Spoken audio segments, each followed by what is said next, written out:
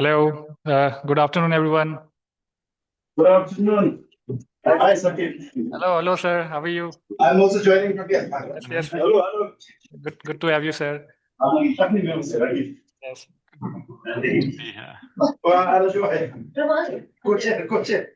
Good afternoon or good evening, Dr. Sikam. Glad to have you with us today. Very happy to be here.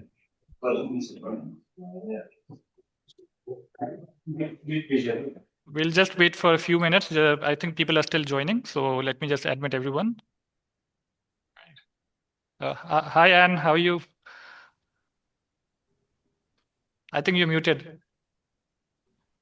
Yep, there we go. Nice to see you again. Nice to see How are you. you? I'm good. I'm good. So we have with our team today as well. DG Saab is just right next to me. So you may. Yeah. One cut. And nice to see you again. Can you hear me? Nice to see you. Okay, nice to see you again.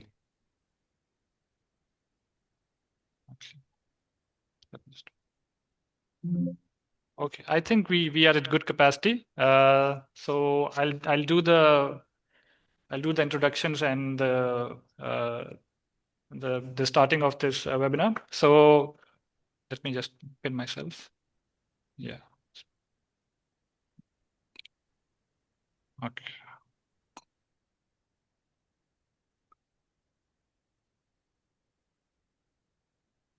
Okay. So good afternoon, everyone. My name is Barrister Saki Mangrio, and I'm the Assistant Director Law at the SARC Arbitration Council. It is my privilege to welcome all of you to this important webinar on modernizing ADR in Bhutan. Bhutan's approach towards updating its ADR framework in light of global best practices. This event is being organized by SARCO in collaboration with the Bhutan ADR Center. I want to take this opportunity to express my gratitude to our highly distinguished speakers and to all of you who have taken the time to join us. Your participation is what makes this webinar a valuable platform for dialogue and development. The focus of today's webinar, that is construction disputes, is an area where the stakes are often high. Projects involve significant investments, multiple stakeholders, and strict timelines. When disputes arise, traditional litigation can be slow and costly, risking not only financial loss, but also delays that impact the wider economy. ADR offers a more efficient and flexible path forward for construction disputes. In particular, mechanisms such as arbitration and mediation can help parties resolve issues more quickly, maintain business relationships, and preserve project momentum. They also provide an opportunity to draw on sector-specific expertise, something that is critical when technical details and contractual nuances play a decisive role. For Bhutan, strengthening ADR in the construction sector can have far-reaching benefits, improving investor confidence, reducing the burden on courts, and ensuring that infrastructure projects vital for economic growth are delivered on time and within budget. As we begin our discussions, I encourage you to engage fully with the presentations and discussions, bringing your own experiences and perspectives to the table. It is through this rich exchange of ideas that we can identify the best path forward. Here's to a fruitful and productive session. Now that we have formally started with this webinar, I'd now like to introduce our current presiding Director General of SARC Arbitration Council, Mr. Shoining Doji. Mr. Doji is a seasoned legal practitioner and has previously served as a member of the National Council in the Kingdom of Bhutan. Additionally, Mr. Doji has also served in the Royal Civil Service Commission of Bhutan, as well as in the Anti-Corruption Commission of Bhutan. Mr. Doji is our fifth Director General, and it has been due to his guidance and support that SARCO has been able to continue its important work of promoting the use of ADR in the SARC region. Furthermore, it's because of his efforts that we have been able to organize important events such as this webinar, which brings together people from different spheres of the world, thereby promoting regional cooperation and synergy. Please allow me to welcome Mr. Doji to give the welcome remarks.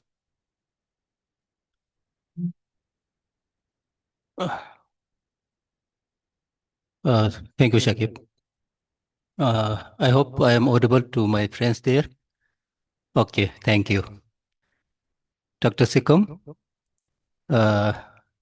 Mr. Sen, my fellow participants from Bhutan, and also I see some from other region as well, as well as other regions and countries. Very good afternoon to all of you. And as introduced my colleague, I am Chonyudoji, right now working as Director General here. I would like to welcome all the participants today to this webinar. And in particular, I would like to extend my special welcome to Dr. Sikam and Ms. Anne. Nice to see you back again, once again, Ms. Anne. And we are able to organize this webinar in collaboration with Dr. Tenzin. I forgot to mention before, sorry for that. And we are working very closely with the Bhutan Arbitration Center, and Dr. Tenzin has been very active and working very closely with us. The reason why we are organizing this kind of workshop is mainly we have one of our mandate is to promote arbitral institutions in the member states. And last year we did have two the seminar or workshop or program, let's say generally, facilitated by Mrs. Anne and three of her colleagues. And overall feedback we got from the workshop or seminar was it's very good, very specific, very comprehensive, including the best practices elsewhere in the world and how it can be meshed with the Bhutanese legal structure or system we have in place. And that was the overall feedback we got. And this webinar, of course, is a follow-up of that activities. The objective is same. But if you look at today's webinar topic, you will notice that the title is very broad. But what we have done today is we have narrowed down to a specific area. This is basically to engage or enter into the area or discuss the issues that mostly concerns Bhutanese arbitration sector. And I believe we have most of the cases that comes to ADR concerns construction disputes. That's why we are narrowing down or focusing on this specific area based on the feedback from the participant as well as Dr. Tenzin's recommendation. I guess any workshop, seminar, or webinar is as good as the how participants interact with our participant. I have no doubt they are very knowledgeable, vast experience, and lot of expertise. I hope all of us will get something out of them. And I don't want to talk too much myself because it's not going to be useful for the participants. I think I should keep more time for our speaker to speak on the chosen topic and also leave more time for the participant to interact with the resource speaker. Thank you very much.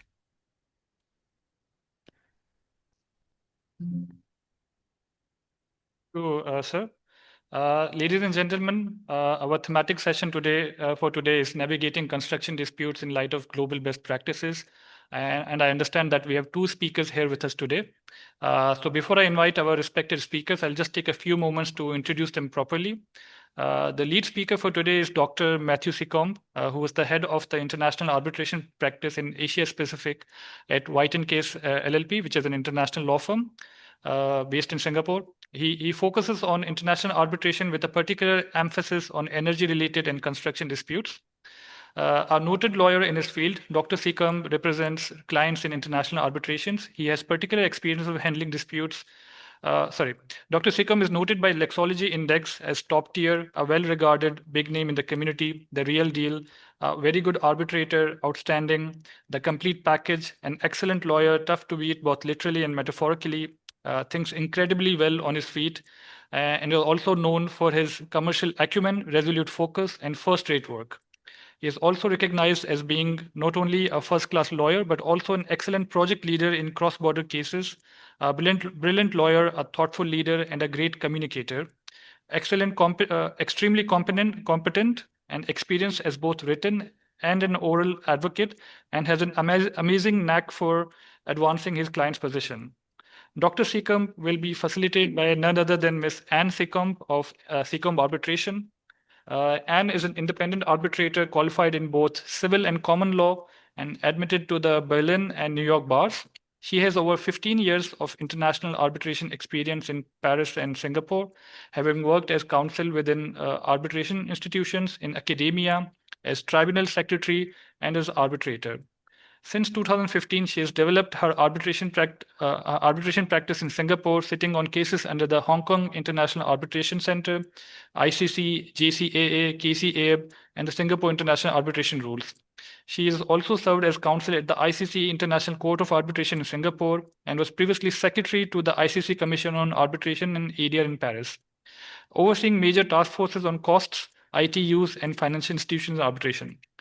Earlier, as counsel at the ICC Secretariat in Paris, she managed hundreds of cases involving Switzerland, Italy, and Austria. Dr. Seacombe and Anne, this is truly an honor for us to have you in our midst today, and we thank you for joining us for this webinar. I'd now like to invite you both to take the floor and share your insights. Wonderful. Thank you so much. And thank you for those kind words of introduction, both to yourself and Ms. Doji. It's a great pleasure for us to speak to this audience today about a topic that is extremely important and extremely old. Now, the idea of construction disputes being important goes back as long as we have history of human activity in the world. If you look at the very earliest laws in history from which we have some record, which is generally going back to the Middle East and things like the Code of Hammurabi, which is in kind of Syria and Mesopotamia, they had provisions on construction disputes. So I think it's fair to say as soon as people started building things for others, disputes arose, and back in that era, they would use wise men, as they would call them, local elders from tribes who would actually act as a type of arbitrator. Now, we're hoping to give an introduction to this topic today, not to teach you everything, because it's a very big topic, but just to talk about some key issues that you need to consider. Now, by way of introduction here of us personally, you get kind of two for the price of one, in the sense both myself and Anne, do a lot in this, and we have two things in common. One is that we're both very, very involved in the world of arbitration, like the power couple in arbitration, whether it's like the Clintons or the Obamas of Singapore arbitration. We wish. Exactly. But also we're both very, very fond of Bhutan. So I've been there twice. And Anne has been there once, and we're sure neither of those will be our last visits. We're both, very invested in, the ADR world of Bhutan advancing itself. Now, what I'm going to do here is I actually have a set of slides. So we will go through these slides, and we will have a topic, but we very much want to hear from you. We want your questions. We want to hear your perspectives, whether you're from Bhutan, or I heard maybe some people from elsewhere as well. So if you have any questions, by all means, just put them into the chat, or put up your virtual hand on Zoom. But also, so you can ask questions as we go. But at the end, we'll also we'll leave a little bit of time for questions. And we have 2 hours, so we may also have a very short break in the middle if that's appropriate. So I'm just going to share these slides now. Oops.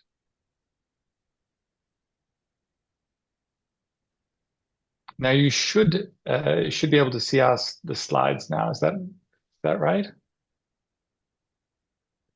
Okay. So I'm just resizing that part of the screen. Just give me a second. Okay. Now, I mean, from my experience in Bhutan, last time I was there and the time before, I noticed that there were some people who were quite active in the field of construction arbitration, both as engineers and as lawyers. So I say I really much welcome any input from such people, particularly about, we'll talk about things from the international, but obviously there may be things that are more applicable or less applicable to the Bhutanese environment. So today we're really going to talk about four things, and Anne and I will kind of take turns dealing with different aspects of this. But we're basically going to talk about the nature of construction claims, because obviously arbitration is the process for resolving disputes, but it's really helpful to understand what is the nature of the claim, so you understand the specific ways that arbitration actually deals with the complex claims that you need to deal with. Then we'll look at the question of arbitral institutions, because arbitration is an unusual creature because it has both, the parties who have the dispute and then the arbitrators who decide. But something kind of unique about arbitration is this idea that you also have an organizing body that plays certain roles, that drafts rules, that has policies, that names arbitrators. And we'll talk about the role that arbitration institutions play specifically in construction arbitration. Then we'll kind of dig down a little bit into what specific construction rules there are, and we'll explain how there are indeed some rules that are actually specific to construction, not that many, and we'll explain that to you.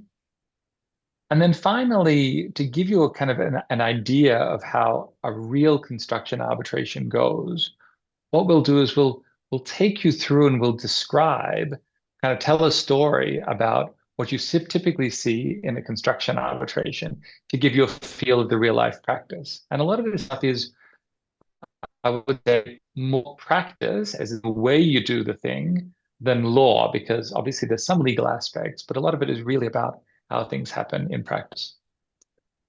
Okay, so, and again, I'll start off and say Anne will join, will come in at different points and say, you'll get a rest from my voice. Now,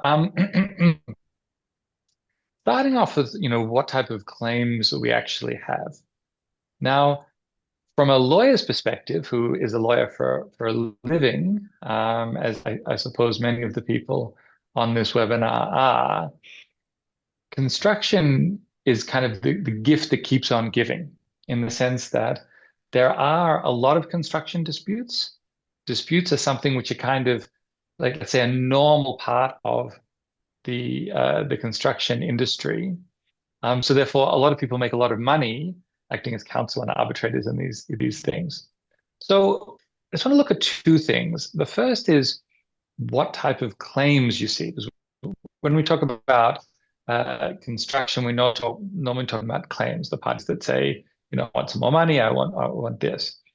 And then we'll just look at some of the contracting elements of it too, because most construction work is done under a written contract. And obviously there are certain ways that those contracts are drafted. And this is helpful in understanding what comes next, which is how these things are dealt with in arbitration. As you can see, if you have some time, just go on the internet and look at construction fails, and you'll find lots of funny photos like this, where something clearly went very, very wrong in the design of this bridge. This is apparently a true story. This is not AI.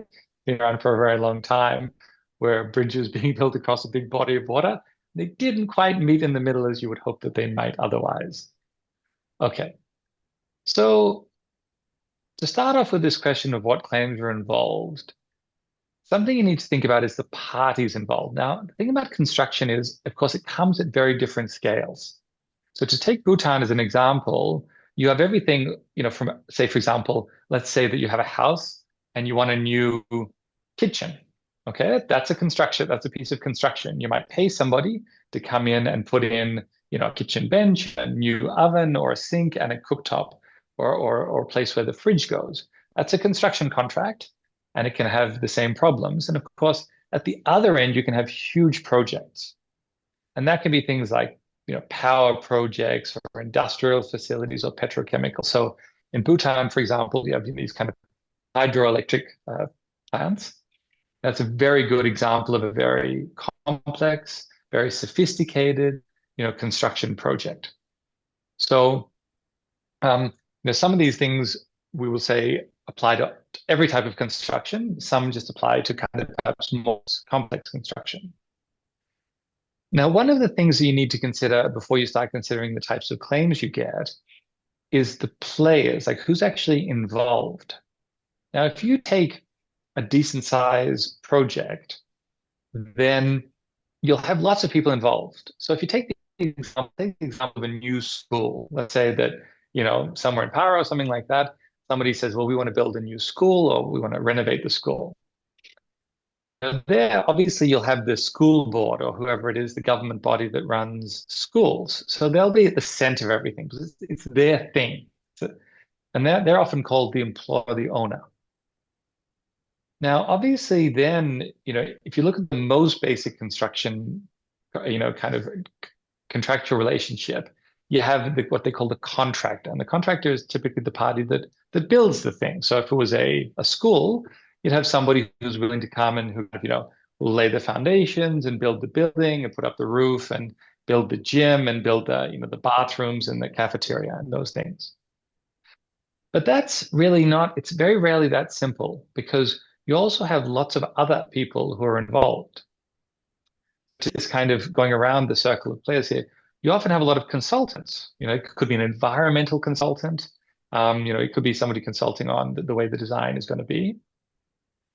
What's very important in bigger projects is you have an engineer. And the engineer is the one who actually designs the thing. And quite often, the engineer not designs the facility. They design the building. In the case of the school, they say, well, this is going to be the classrooms, and this is going to be the administration. This is going to be this. But they also often supervise the project. Often, whoever designs the project will actually stay on as a consultant engineer and actually help the owner make sure that everything is done properly. As a similar but slightly different role is the design. So design, somebody who does the design work. And again, that's very common, even if you say, for example, building a new home, quite often the designer will be different to the architect. Different to the contractor that actually does the building. Now, just to make life really complex, even once you have the contractor often has subcontractors or almost certainly has some types of subcontractors. So for example, if you take this school, the builder, may need to build the bathrooms. So they will subcontract that work to a different company, which is the plumber, and maybe it'll be a plumbing company, and they'll have their specialist skills in building, kind of basins and showers and toilets and dealing with the water. And then, of course, you also got the suppliers. So you'll need, even for a basic construction project, you have the people who provide the concrete and the dirt and the steel, the bricks, all these things. So the important thing to start off with when you're talking about construction claims is the complexity of having all of these different patterns. So now let's look at what type of claims you actually have. Now, as I mentioned, you see a lot of photos on the internet of projects gone wrong. This was a tragic incident. This is the Paris airport, Charles de Gaulle Airport in Paris. And 11 months after a new part of the airport was actually put into operation, so nearly a year after it was put into operation, part of the terminal just fell down. And tragically, thankfully, it happened at night. So it was mostly empty, but there was some cleaning personnel who were in there and they died. So 4 of them died there. So tragic. Now, I put this here because it's a very good example of a kind of a construction thing that went wrong where lots of people blamed each other. And we'll come back to this because there was a question about whether it was the designer or the construction company, the builder, or somebody else. But anyway, in terms of the types of claims you get, I looked at there's a lot of construction industry reports, and I think the 4 most common types of claims you get are these. The first one is just payment disputes. It's basically where somebody in that group of people is just complaining that they have not been paid. And so often, say, for example, the contractor or the builder will say, listen, the owner is not paying me. And then maybe the plumber, the subcontractor, is saying, the contractor is not paying me. So payment disputes are by far the most common. Now, the second most common type of disputes are delays. Now, when you want to build, something, even if it's something as simple as, say, for example, getting your new kitchen built, if the builder comes in and rips out your old kitchen, you want your new kitchen in pretty quickly so you can cook and things like that. Now, so most projects are really on a kind of a tight time frame where you really want this thing done. And so timing is super important in construction projects, and so therefore in construction disputes. There are two things here which are typically an area of dispute. One is simply that it's running late, and the party who's getting the work done is complaining. They're saying, listen, you said you'd had this done by the 1st of June, and here we are in September, and you haven't finished yet. The kind of inverse of that is that construction contracts often provide what they call for extensions of time. What that means is that the builder has the right to, listen, something has happened, which means that I shouldn't have to finish the work by the original date I was supposed to, by the 1st of June, for example. I should get an extra month because, for example, you changed your mind and you wanted carpet, and then you said, no, I don't want carpet anymore. I want tiles, or I want something else. They change something, and the builder may say, listen, that delayed me from doing the work, and so you can't keep me to the original deadline. That's very common, and we'll come back to this in different contexts. Then, and that's an extension of that, there's the question of what they call variations, where basically, particularly the owner changes things, and they say, listen, I don't want it to be painted white, I want it to be painted blue. And so the contractor says, fine, but that costs more because I've already bought the paint.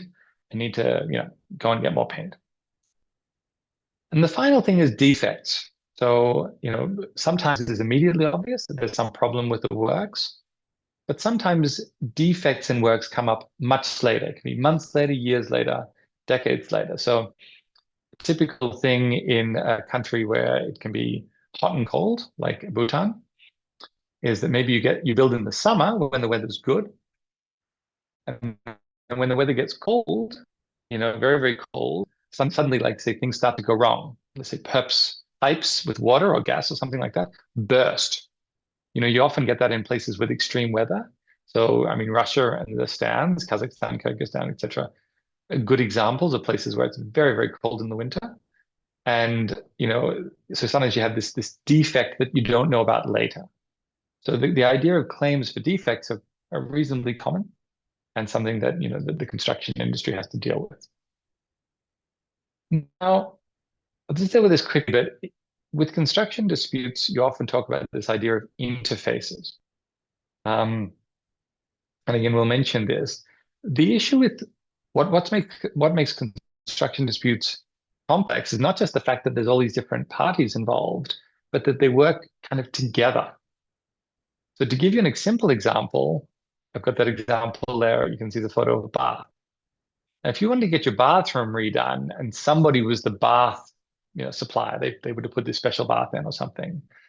You can see from what's going on here that you first need the builder to build the floor. If they haven't built the floor, the bath person can come in. But to do the tiles, because let's assume around this bath is going to be kind of tiles and things like that, you need the bath there. So this is a very simple example of what they call a construction interface. Because if the bath doesn't arrive at the right time, then everybody else is going to be delayed. But if the bath guy turns up and says, listen, I'm here, I've got a specialist who's specializing in putting in baths, and they say, but the spot's not ready because the floor is not built or the pipes are not ready to be connected, then they're like, okay, but I have to wait here. It takes me a day to do, but I have to wait for 5 days in your town because everything else is not ready. So that's an example. Now, obviously, with big complex projects, like say a power project, those interfaces are bigger and more complex.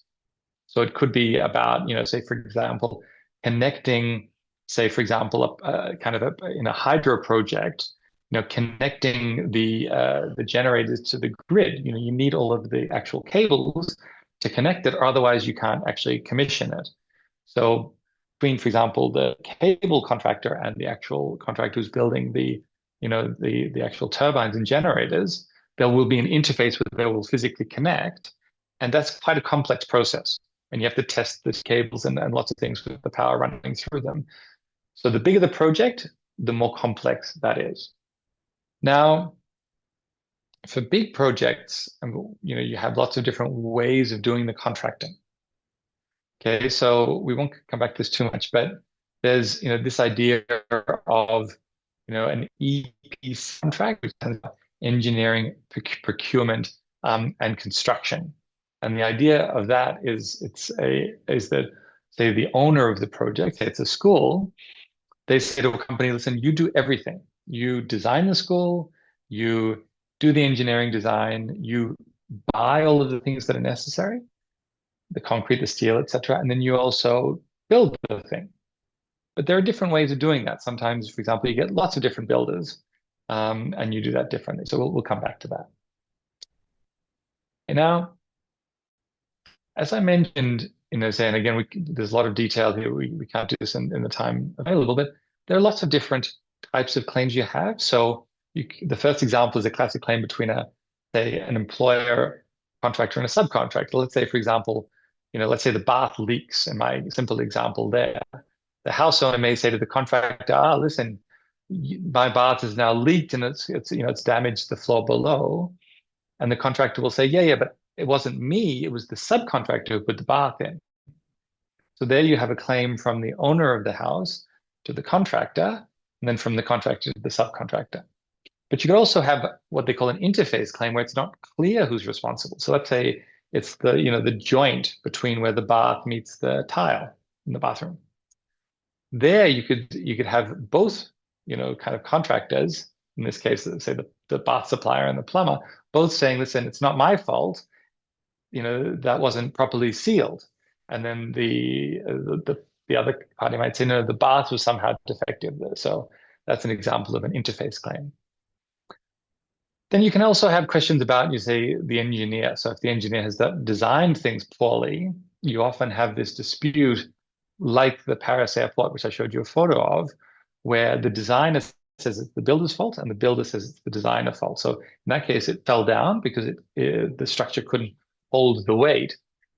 And they say the designer said, no, my design was strong enough. You didn't build it properly. And the builder said, of course, the opposite. So that's the type of claims you often see. Okay. So, how do you deal with this? Now, this is not a class on construction contracts or something on construction contract. It's really difficult. So I'll just tell you a few basic things, and then we'll move on to some more arbitration or ADR type things, which might be of more interest to you. So in construction, in the way that you actually organize the contract, which is often called procurement, because it's somebody's procuring something, a power plant, a school, a house, a bathroom, whatever it may be. You have lots of different things within the structure that deals with allocation of risk. So it's basically who is responsible for the design. So a good example to think of there is, for example, simply how long the guarantee is for the works. So, quite often in a construction contract, it'll say, we guarantee the structural soundness of this building for 10 years, but not 11 years, not 15 years, but 10 years. That's a risk allocation, where the owner says, listen, I don't want to guarantee forever, but I want to guarantee for a certain period of time.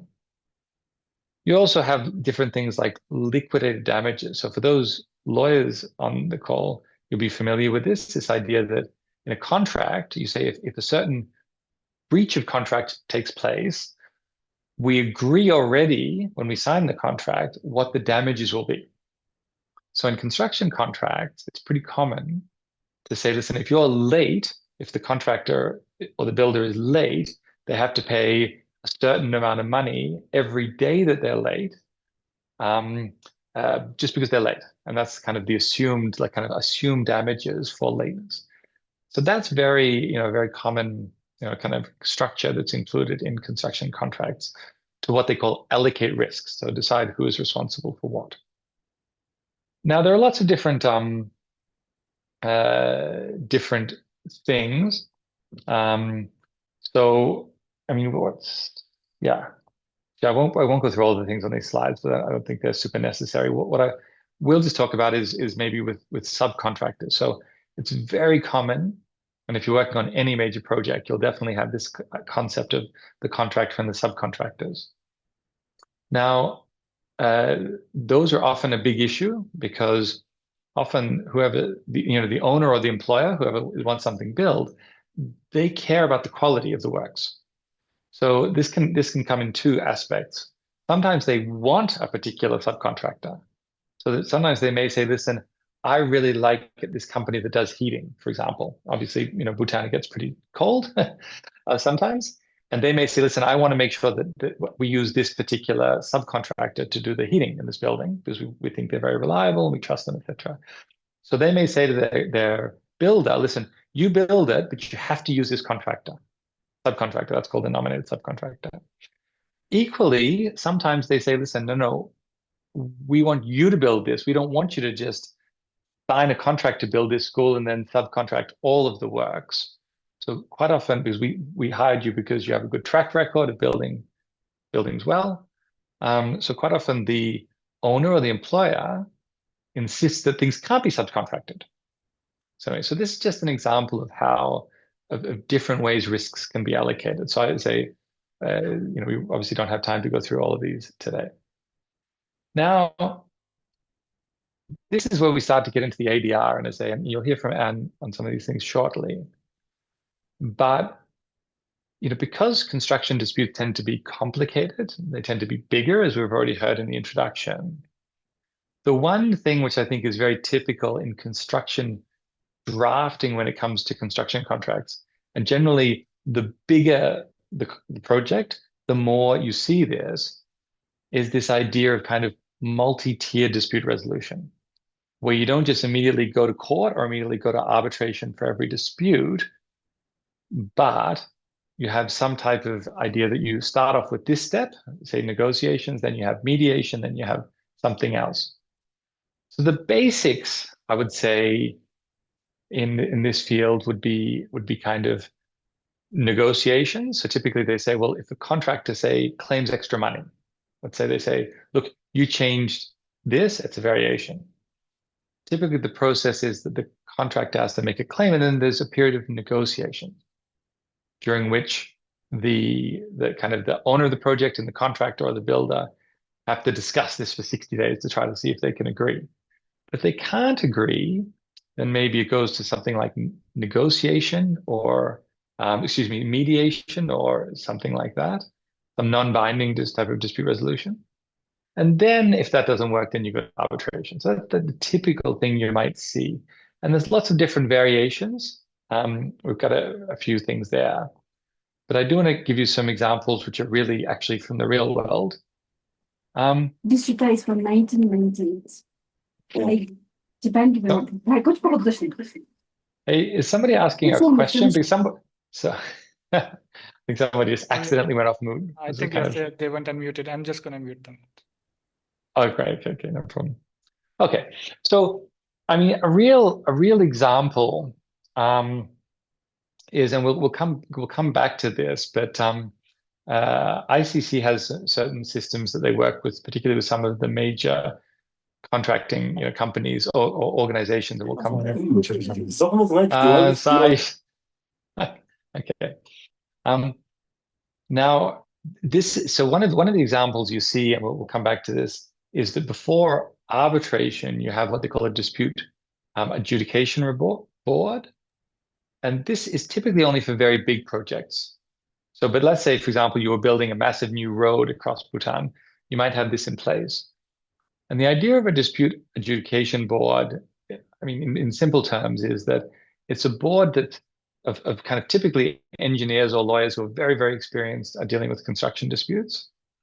And quite often, they're not like arbitration that they only come into being, like you only name the people if there is a dispute. But quite often in this type of structure, you name the people at the start of the project, knowing that this project is worth, $500 million. It's, very complex, going through lots of different parts of, kind of tunneling or, cutting away certain, rock mountains and things like that. Very likely to be disputes. And the idea is with a dispute adjudication board is that as claims come up, this body, who already exists, you already know the three people, and often, as engineers, they can decide very quickly on these things. So they can just kind of, so the contractor, for example, can say, listen, I had to use more explosives to blast away this rock face or something. Very, very expensive. It cost me an extra $10 million. And they can get a decision on that within a few months rather than waiting for the whole length of arbitration. And that allows the project to kind of go on, very, very smoothly. Now, so this is, but of course, the thing about this is that it's temporary in the sense that this dispute board makes quick decisions, but then they can be referred to arbitration. But for temporary purposes, for interim purposes, the decision is binding. So the owner would have to pay, for example, in my example. Okay, now, oops. I won't go through all of these, but there are certain types of international engineering bodies which are kind of quasi-legal, quasi-engineering bodies that publish standard form construction contracts. And I'm sure that the engineers and the construction lawyers on this webinar will know some of these quite well. But what these are is that, because construction is so frequent and because the principles are quite similar, it was felt that it was easier than rather each time you want to do a construction project that you have to write a whole contract from the beginning, that you can have these kind of standard contracts. And the idea is that these contracts create a contractual base. And you can change them as much as you want. It's like any contract. You have freedom of contract, you can change them, but you do have these kind of basic principles. And one of the most common contracts forms internationally, particularly for World Bank or multilateral bank funded projects, is FIDIC, which is actually a French term, which stands for the International Federation of Consulting Engineers, basically. And it's a Swiss body, but it's really very international. And they publish all of these contracts, which are supposed to be quite balanced. So they're not supposed to be too tough on the contract, but not too easy. And they're supposed to set out fair principles on how you do projects. And the funny thing is they come in lots of colors. They call it the rainbow suite. And so there's different types of contracts for kind of, say, building roads is different to, say, building, say, a kind of a petroleum, big upstream oil and gas facility. You'd have a different types of contract, and you have subcontracts, and you have contracts for tunnels and underground works. So we don't go into these, but I know that FIDIC has done a number of things in Bhutan, and there's been a number of major projects done on a FIDIC basis. What I just want to touch on here is just the fact that the different versions of these FIDIC contracts through years have always had the same concepts of multiple tier dispute resolution. They've just changed. So the old school ones, which, as you can see there's an example going back to 1957, the first edition, did have this concept that there was first an engineer who kind of took a decision on claims. And then if the parties were unhappy, they were dissatisfied with the engineer's decision, then it could go to arbitration. Now these processes have got more and more sophisticated through the years, and now you have, dispute adjudication boards, amicable discussion periods, arbitration, and lots of different things. Now,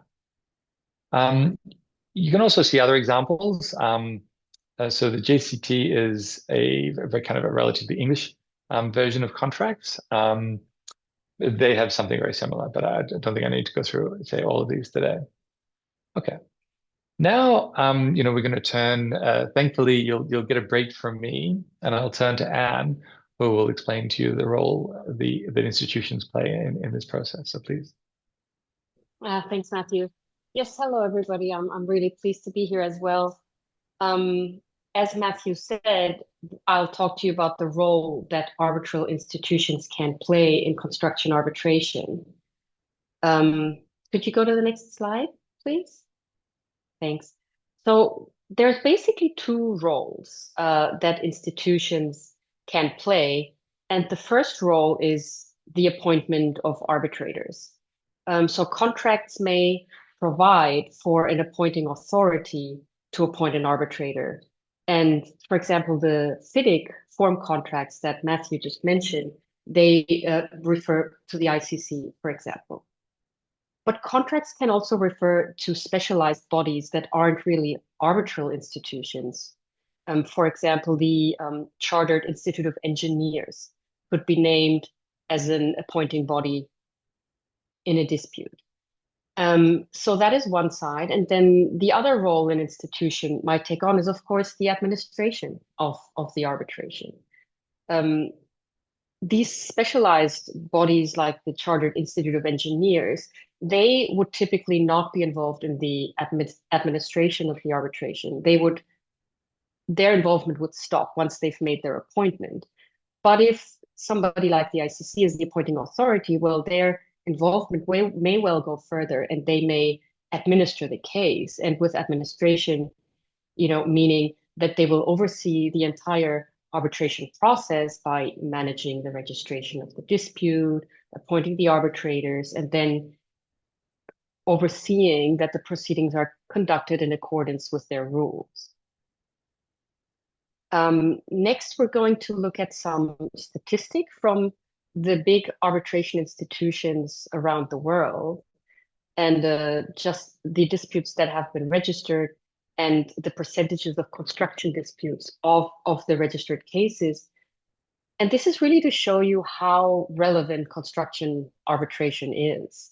I mean, these are numbers, and it's difficult to look at numbers, especially for some of us lawyers, but and also statistics are always a bit limited and hard to get. So some of these statistics are reflective of 2023, some are of 2024. We worked with what we were able to get, but we think that this slide will still give you a pretty good idea of the general state of arbitration and the percentage and the importance that construction arbitration has within the big world of arbitration. So easily, the most cases were registered by CTAC, which is unsurprising because CTAC is in China, and the mere size of the country, makes it one of the biggest arbitration stomping grounds. So CTAC registered over 5,000 new cases in 2023, and 26% of those were actually construction cases. So that's 1/4 of their entire caseload that is pure construction or has a considerable construction element. So that's very significant. And that percentage is also reflected in the ICC statistics. ICC in Paris, which registered 890 new cases, so considerably less. But again, 1/4 of those were construction cases. So construction arbitration really is a very, very significant portion of the cases that go to arbitration. We then have an outlier in Dubai that actually registered 355 cases, but of which almost 60% were construction cases. So that is kind of an outlier to the top, which, is explained by the fact that Dubai is what it is. It's known for its, rapid development and ambitious infrastructure projects. So it is a big construction hub.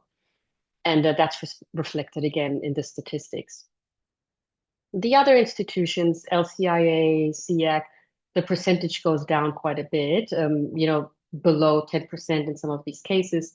But still, you see that everywhere in the world, construction is still a large portion or a significant portion in any event of the cases registered. The next slide just kind of makes that a little bit easier to digest. It just tells you these are the percentages of construction cases. We see Dubai being the big outlier to the top. LCIA, I believe, had the lowest case of construction dispute registered. And, the others are sort of floating around the, let's say, between 10 and 25% mark. Next, we're going to look at just rules generally, arbitration rules. And we have two types of rules. We have those rules that were drafted for an international context and that seek to apply to a large number the biggest number possible of arbitration cases. And those are the rules that I think most people would have heard of. The ICC rules from the ICC in Paris, the Hong Kong international arbitration rules, the SIAC rules here in Singapore, the LCIA rules. These rules were drafted clearly with construction in mind, but not specifically to address only construction disputes. So they're more general. And while they were not drafted specifically to accommodate construction disputes, they can of course be applied to construction disputes. And we saw that in the previous slide, that ICC has 25% of its cases be construction cases that are then administered under the normal ICC rules. So all these general rules work fine for construction. But especially on the domestic market, some rules were drafted specifically for the arbitral context and for construction disputes in the arbitral context. We won't look at all of them because, they are domestic rules. Even though they are domestic, though, they can, of course, also be applied to international cases if an international case went, and if the parties decided to choose these rules to apply to their case. But they are somewhat smaller in scope. We have the AAA rules, which stands for the American Arbitration Association. And those rules are called the Construction Industry Arbitration Rules and Mediation Procedures. Then we'll look at the SCA rules, which are the rules of the Society of Construction Arbitrators based in London. Those are the Construction Industry Model Arbitration Rules. And finally, we have the ICE arbitration procedures, not from the Immigration and Customs Enforcement Agency that is much feared at the moment. No, it's the Institution of Civil Engineers in London. And Matthew, who I hope has rested his voice a little bit, will take you a little bit through detail, in detail through these rules. Thanks, Sam. Yeah, now we'll just take you through these. Now, as I say, I'll take you through a few different elements of kind of arbitral rules that are relevant before we move on to something else. Now, as a starting point, there are certain things in all arbitral rules that apply particularly to construction disputes given their nature. Okay, so we'll talk about a few different things. One is kind of multi-tiered or multi-track procedures where you deal with say different things at different stages. And as I say, these are important because of the size of construction disputes and also the multiple participants. Similar but slightly different is the question of multi-party or multi-contract arbitration. This idea of how the rules deal with the possibility that there be more than two parties to an arbitration, or that the arbitration claims in the arbitration are made under more than one contract. So that's a big issue. Then you have, as we'll talk about, like this idea of expedited procedures where you have to actually do things at kind of a very fast or unusually fast pace. And then let's say there's certain things about the arbitrator's powers that are relevant in terms of dealing with specific things, including this question of experts. So the thing is that the likelihood that in Bhutan or in the surrounding countries that you run into some of these rules, I have to say, is very low. Because most of the arbitrations I imagine that you'll be dealing with are either domestic Bhutanese arbitrations, or if let's say, for example, it's one of the big infrastructure projects, whether it be a power project or a road project that involves, say, for example, multilateral banks or international participants, you're probably going to have international arbitration like ICC or something like that. But I will just mention a few things. So the AAA, which is the American Arbitration Association, they basically have a system which is really for domestic building. Really, it's really it's for kind of construction of homes, literally in the United States, and small commercial things. If you're building a small restaurant or something like that on the side of the road, then you could use these rules. Now, they do a few things, but generally what they're trying to do is try to kind of keep the arbitration very short and fast, with the idea being that if the amount in dispute is not very high, the cost of of actually dealing with the arbitration would be too much relative to the actual cost. So they have kind of for smaller disputes, these construction industry arbitration rules have certain provisions basically dealing with having a very quick, very short hearing, and an idea of like limiting the amount of documents, because obviously construction projects can produce a huge number of documents on a project site. So obviously you want to keep that kind of limited, and then, as I say, the arbitrators have to draft an award very quickly. This is just an example. The Society of Construction Arbitrators, which again is more English. This was AAA is very American. Very similar in the sense that basically it's really designed for kind of smaller construction projects. So it would be useful in terms of looking at best practice, in terms of dealing with, say, domestic building disputes in Bhutan. These would be a good thing to look at. Less relevant to big disputes. So again, they have these kind of super fast procedures, which have very strict deadlines. You can see an example there that the arbitrators have to draft the award within 14 days of the end of the kind of the formal proceedings. It's very fast indeed. And you have a limited kind of document production in there. So you see different things. Again, this is just another example, the ICE. Again, very British, and again, kind of limited to kind of very fast arbitration. So that's not super relevant. Now, I just want to touch on a few of these procedures when it comes to, and so I'll start off this, and then Anne will take over. Amongst the major rules, there are certain things that you should know of because they're kind of particularly relevant to the way that construction disputes are dealt with. So most rules, and most major arbitral rules nowadays, have a kind of two types of procedures. For most cases, they have the kind of, which is the bigger cases, they have the kind of the normal procedure, which can be pretty long. An arbitration can take a year or more. But for smaller cases, when the actual amount that's claimed is less than a certain amount, then you have expedited procedures. So the small construction disputes, this would apply. So just to take an example first, if you take the ICC rules, they provide that these expedited rules apply that if the amount disputed is less than $3 million US, which is, $3 million is still a lot of money in most parts of the world, less so in others. And that procedure basically means that the arbitrators have 6 months, roughly 6 months from the time the arbitration starts, to get the arbitration done. So if you had a small construction dispute, 6 months is really quite fast by arbitration standards.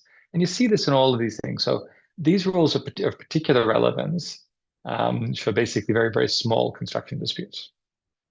So now I'll hand back to Anne to take this from here to take you through some of the other provisions. Yes, thanks, Matthew. So I will talk to you about multi-contract and multi-party arbitrations. And if there is anything that is unclear, or if you have any, just any remarks that you want to make, please don't hesitate to just chime in. We're always happy to hear from you. So multi-contract or multi-party arbitrations really concern two ideas. And one is the joinder of additional parties to an arbitration, or the consolidation of two separate arbitrations that are ongoing and that are put together because they have, they're linked to the same project, and it makes more sense to have them heard together. That's called consolidation. And it's specifically relevant in construction cases because, as Matt told you before, construction projects almost never involve just two parties and one contract, but they typically involve, a web of interrelated contracts and numerous stakeholders. And like Matthew said before, you have the employer or the owner, and then you may have or you have the main contractor who may have multiple subcontractors, and design professionals like engineers or architects. Then you have suppliers bringing in supplies, and you have consultants like the environmental consultant that was mentioned before. Maybe there's a rare breed of bird that's nesting in the area where you want to build, so you need to consider that, and relocating wildlife, all these things. And then of course you have the banks who finance these projects, and all these are of course connected to the same project through different contracts. Now, let's say a dispute arises, for example, about a defective structural component. And I think Matthew gave this example before, where the supplier says, well, it wasn't, I supplied the right thing, but the design contract was faulty, and the installation was done incorrectly. So people are blaming each other, and then facts and liability need to be determined across several contracts. Now, if you have a separate arbitration for each one of those contracts, you run the risk of having contradicting decisions on the same issue. For example, if questions of delay come up, which Matt mentioned before as well, one tribunal might find that the delay was excusable, and the other tribunal might find, no, it wasn't. And then you have the same fact setting, but different decisions.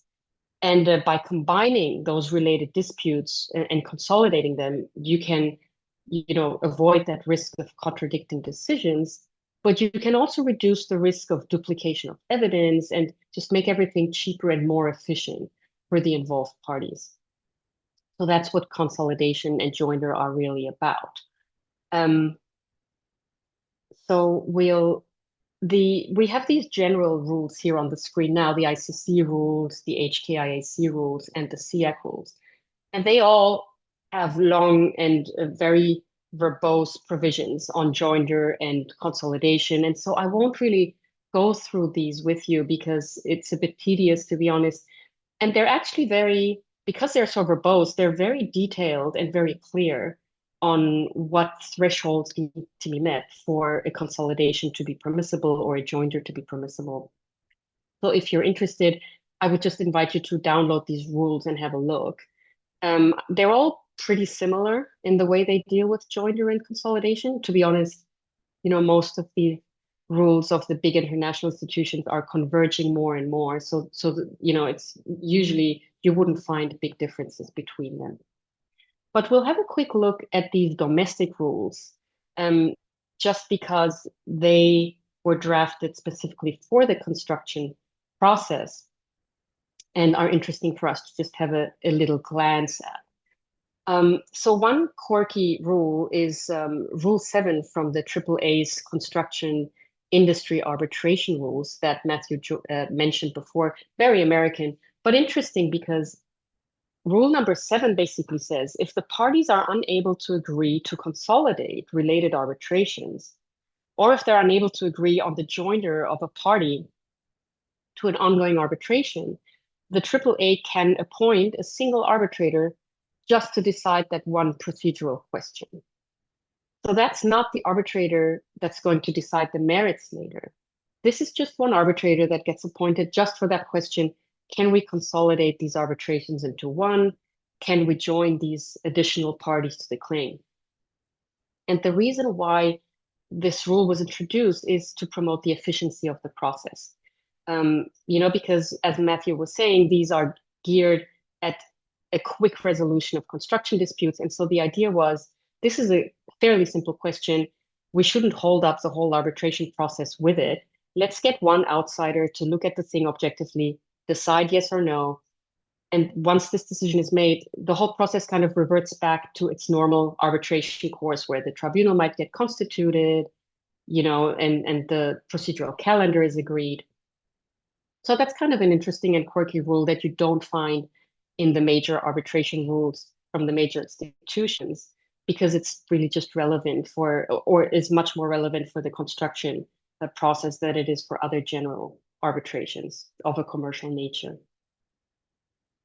Next, we have, for example, the construction industry model arbitration rules from the London Society of Construction Arbitrators.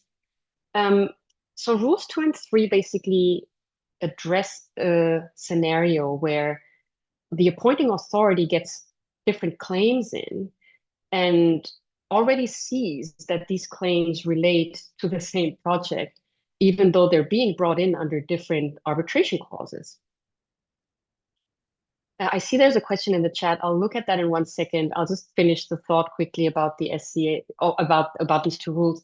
So here the rules already tell the institution, listen, if you see that there is one project and several claims are coming in under different contracts, you should consider appointing the same arbitrator to all these contracts with the idea to avoid conflicting decisions that relate to the same project.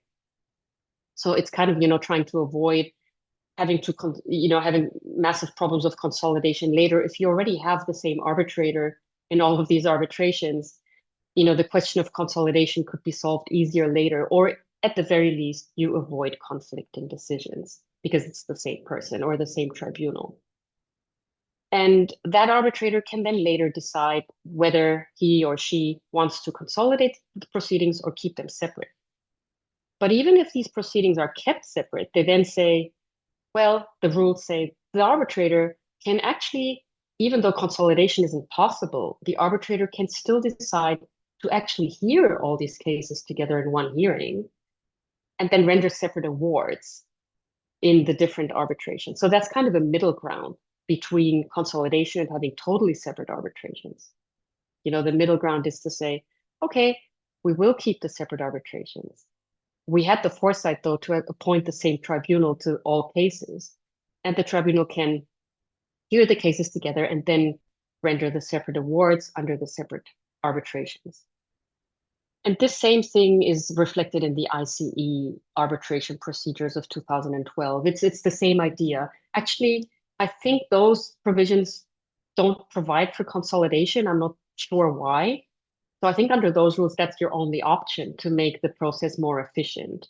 But the normal, the big rules do provide for consolidation. And so the SCA rules really give you sort of that middle ground. But so we just showed you this because it's interesting, right? And in Bhutan, it could well be relevant if you have mid-sized construction projects. So this is a model to keep in mind that between having separate cases and consolidation, you might have this middle ground to say, well, we can have the same tribunal presiding over different claims that arise from the same project. And you may wonder, why am I saying consolidation may not be possible? It's because arbitration is, at the end of it, still a consensual process. So if the parties don't want to consolidate, it may well not be possible under most rules to do it anyway. Perhaps some rules make it possible. I don't know. I don't want to rule it out. But generally, the parties have to agree to a joinder of parties or consolidation, which is why this middle ground is proposed of saying, well, that's something the arbitrator can do even without the agreement of the parties, which I think is very interesting. So there is a question that says, defect due to change in season be still under defect liability or be it considered as force majeure? I would say that depends. It's a very lawyerly answer to that question. It would depend on the circumstances. I find it fairly difficult to answer that in the abstract, but maybe Matthew, you have more thoughts on this. I think the general rule in construction contracts is that weather happens, but extreme weather, if it's extreme enough, it can kind of reach a tipping point where it's kind of something like force majeure. So I think that if the weather pattern was just what you would expect, then definitely not. If, for example, you had a kind of a crazy early winter and you were still building something, then, let's say, for example, if it got very, very cold already in September and you were kind of, I don't know, putting in, say, concrete that had to kind of, cure in a certain way and it didn't kind of set properly, it could be, but it would have to be an extreme weather event, I think, to constitute force majeure. Short answer. And especially in today's times, right, when we see all these crazy weather is happening, I think it places a bigger burden on professionals in the field to safeguard, against extreme weather because it happens more and more. Yep, agree. Yeah. Go on. Anyway, let's have a quick look at the special powers that arbitral tribunals can have under the rules we just looked at. So in construction cases, the critical facts aren't always on paper, right? But they are on site or inside the physical works of a building. You know, you can have a cracked beam or unfinished wiring or waterproofing. And it can be unbelievably helpful for the tribunal to go and see it for themselves. Now, the tribunal can, of course, just assume certain powers under general rules with the agreement of the parties generally. But the three construction-specific rules that we've been looking at, and which could well be interesting for, Bhutan's construction landscape, is that tribunals are granted powers that they can use during the cases. And those powers are, for example, inspection of the site, investigating, ordering interim relief, appointing experts, et cetera, et cetera. So we had a question. So somebody wanted to ask a question. Sure. Somebody would like to discuss on consolidation. Absolutely. Is there anything specific you'd like to discuss? Go ahead. Just turn your mic on and ask the questions. Go ahead. Yeah, can I put this question now? Of course. Yeah, sure. Yeah. So first of all, thank you very much, and I'm listening, which are all useful. And I am an arbitrator registered in ADR Center. I am a civil engineer by profession. So for us, both are important. The dispute is also important. To minimize dispute is also important because we are engineers and we work the other side also, no? Mm. So this consolidation, I think if I have understood correctly, for example, there is one employer with many contractors, right? Yeah. And that can be at one location, that can be at different locations. So now what will happen, that is a bit complicated because in arbitration, then actors wait how each case goes on, no? So if it is positive, then the other case will also start coming. So in consolidation, now how the employer can resolve this kind of problem, no? Otherwise, most of the contractors might move to arbitration if the first case is if the outcome of the first case is positive. So can it be consolidated and arbitrated at one go? Do you want to take that, Anne, or you want me to take that? I had you dropped out a few times. I don't know if that was an issue on my end but I mean, I'm happy to give it a first stab, and then Matthew, you should jump on. But consolidation is really the streamlining of cases that are ongoing. You can't really force people into arbitration. So consolidation is the idea that several claims are registered under different contracts, but that relate to the same project, and they are then dealt with together. So consolidation isn't having one person file their claim and waiting to see what the outcome of that is, and then kind of thinking, what am I going to do?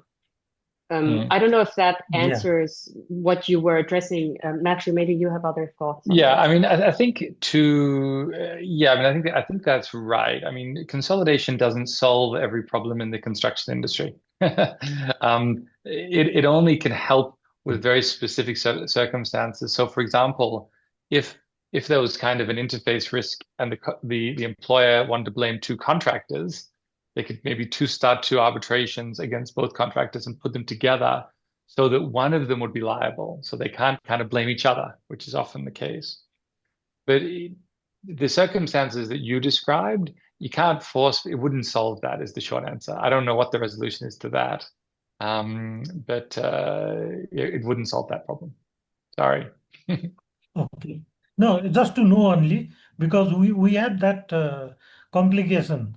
So the employer has multiple contracts. Some are in one location, some are in different locations. And one files a case and the other just wait how it will be, how the outcome will be, no? So it will give a quite a big impact to the employer. Yeah, understand. Then okay, the first case itself is negative, then okay, others might just do not file the case, but if it's positive, everyone will file the case. So You know, I that mean, we are dealing with this difficulty. yeah, in practice, you just have to accept that people will. I think most engineers and most, kind of professionals in the construction industry do try to cooperate, but especially if a project is going poorly or there's tension on a project, obviously people will act in their own strategic interest in a certain way, and that type of wait and see thing. Yeah, sure, you do see that sometimes. This doesn't solve it. Okay, yeah, thank you. Yeah. Okay, please go ahead.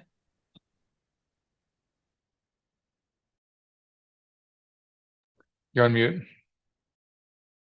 I thought I was on mute and I unmuted myself. I mean, it is an interesting question, right? This waiting and seeing approach. And unfortunately, because arbitration doesn't have precedential value either, in a sense, yeah, it's probably just something, but at the moment, I don't know how to solve it either. But maybe Bhutan will come up with a golden solution and the world will look to you and we'll all copy those rules. So, we hope you'll be the trailblazers to solve this real problem of construction arbitration, because it is definitely real. Just getting back to the special powers quickly. So I was just saying that, construction disputes often make it necessary for tribunal members to go and inspect sites, because as much as parties can, file submissions and diagrams, it's often extremely valuable for the tribunal to go and have a look itself. Construction projects are time sensitive and they're often ongoing. And so damages can worsen and work can be destroyed or evidence can be lost. So it's important sometimes that tribunals go and have a look, and also that tribunals be able to order interim measures for the preservation of evidence, for example. And for example, the power to order interim measures, that is included in pretty much all of the major arbitration rules, even the general ones like ICC, LCIA. But these specific construction rules that we've seen, the AAA, the SCA, and the ICE, well, they specifically go further than that, and they give the power the tribunal to inspect sites. And I don't know how it is in Bhutan, but the inspection of sites is one of the favorite topic of arbitrators who get together for dinner and share their adventures that they've lived, on their site inspections. I see that we have another question. So perhaps feel free to just unmute yourself and ask the question. Okay. Hello, Matthew. Hi, Anne. Hello. Sorry, I can't turn my video on because it messes up my Zoom because of the internet connection. No problem. I've had the pleasure of being taught by both of you in prior workshops, once at the CR diploma course in Singapore and twice with you, Anne, actually, both at the CR course and at beginning of the year, your course in Bhutan. So my question is generally actually I have two questions. Which FIDIC book is most appropriate in the context of Bhutan, considering the fact that almost all our construction disputes are, actually all of them right now are domestic, one, and two, the employer is usually a Bhutanese government or affiliated to the government agency. And also the fact that all the contracts are on where the design is done by the government, and then it's tendered out to private contractors for bidding. So which FIDIC book would work well? I think the answer there is that it actually, in terms of the degree of design, that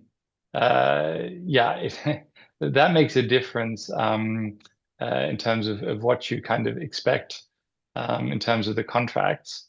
Because I think that the Red Book is the kind of the most basic one, in terms of, if the employer is going to take a big a chunk of the design, then it's the classic Red Book.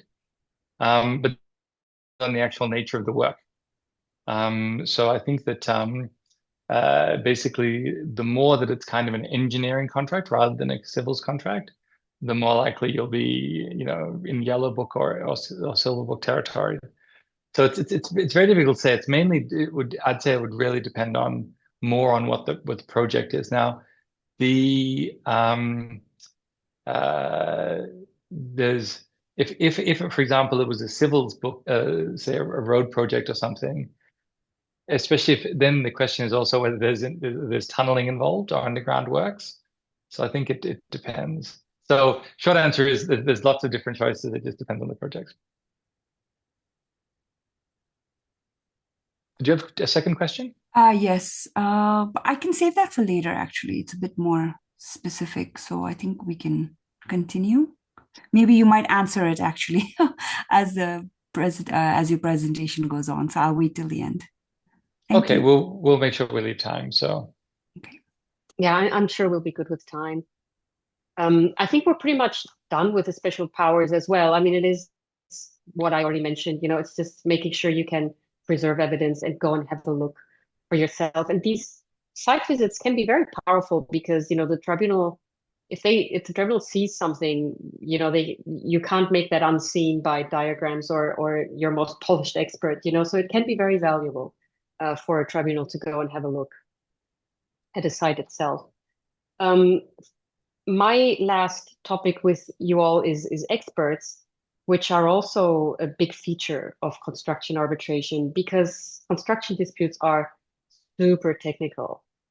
And deciding them fairly often depends on specialist knowledge that just goes beyond the knowledge of an arbitrator, even a very experienced one in construction disputes.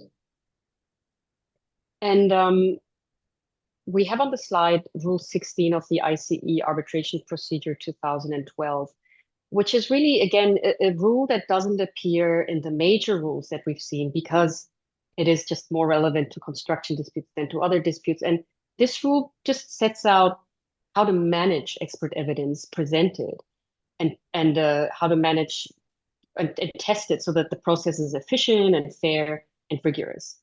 And so, we see that generally each party will appoint its own expert, and then the rule just sets out, how the party presenting the expert should file the expert report with a factual statement that it provides. And then if we go to the next slide, this rule provides for the so-called hot tubbing of experts, which you'll see in subparagraph 4. And hot tubbing means that the experts appear together before the arbitral tribunal and present their findings and get kind of quizzed by the tribunal in the presence of each other. And so the tribunal can quickly, jump from one expert to the other and make them perhaps come to agreements or the tribunal might find inconsistencies in statements.